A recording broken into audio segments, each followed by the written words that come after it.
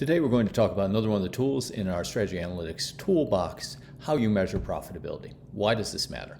Well, a firm's strategy is designed to create value, capture value, and sustain that value over time. But how do you know whether a strategy is working or not? One important measure is how profitable a company is, how much profits the company generates. So you might say, okay, this is pretty straightforward. We go to the income statement and we find the profits. Well, it's not quite that simple. So if you recall, this income statement is from Tesla, the case we saw earlier in the semester. And the complication here is there's not one measure of profits. On this simplified income statement, there are 5. So which one do you use? Well, let's think it through. So the first time we see the term profit on this income statement is gross profit. And as you'll learn in your accounting class, that's basically your revenues minus your direct cost to generate those revenues. So in the case of Tesla, that'd be raw materials for parts, direct labor in the factory. Well, that sounds like a plausible place to start. But it's not the best place to end, because what it does not take into account are items like research and development or your sales force or marketing expenditures that are absolutely necessary to sell the cars that you make. So what that implies is that we want to go a little farther down on the income statement and focus in on what's called operating profit.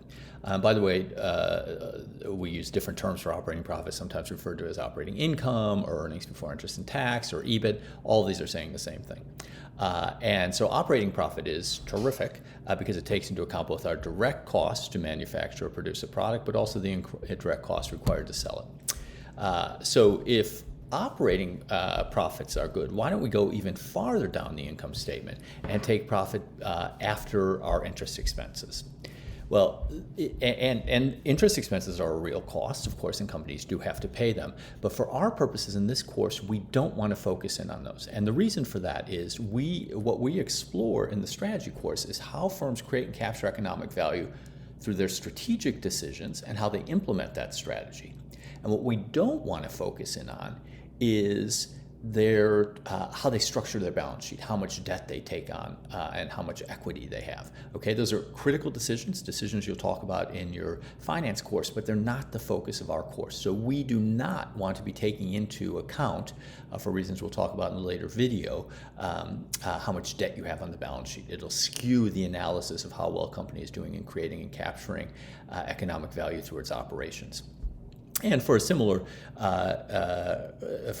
reason, we don't want to take net income, because net income deducts not only interest but also taxes. And again, taxes are an important policy. You have to pay taxes, but they really don't shed light on how well a company is doing at creating and capturing economic value through their strategic choices, right? I mean, a company can choose to domicile in Ireland or the United States. That'll have an impact on the taxes that they pay, but it doesn't really tell us much about how well their business is doing in terms of creating and capturing economic value.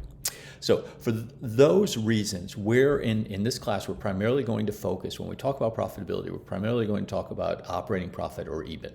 One twist to bear in mind, we will sometimes add back depreciation and amortization to EBIT to create something with the unlovely acronym of EBITDA. And the reason we use EBITDA is because those depreciation and amortization costs, although we deduct them from our profits, they're not cash. There's no money coming out of your pocket from depreciation and amortization. So we'll sometimes add those back to get a better assessment of the cash profits that a company is generating. Okay, so when we're measuring profitability, we're going to focus on EBIT, typically, or EBITDA, and when we're thinking about how to measure profitability, we're typically taking some measure of profitability as the numerator and then something as the denominator, right? And you have to have clarity on what you're using, right? So the numerator, it could be gross profit, and we will sometimes find, for instance, the gross profit is quite helpful. When we get to the Burberry case, for instance, looking at gross profit divided by revenues is very helpful in understanding what's going on. Or EBIT or EBITDA. So you need to have clarity on what your numerator is. You also need to have clarity on what your denominator is, right? So you could measure profit per dollar of sales. That's called return on sales. You could measure profit per dollar of invested capital, return on invested capital. You could dollar per asset, return on assets. So there are different ways to normalize your profits, and they give you different metrics like return on sales, return on invested capital, return on assets. all of which we'll see and use as we go through the course.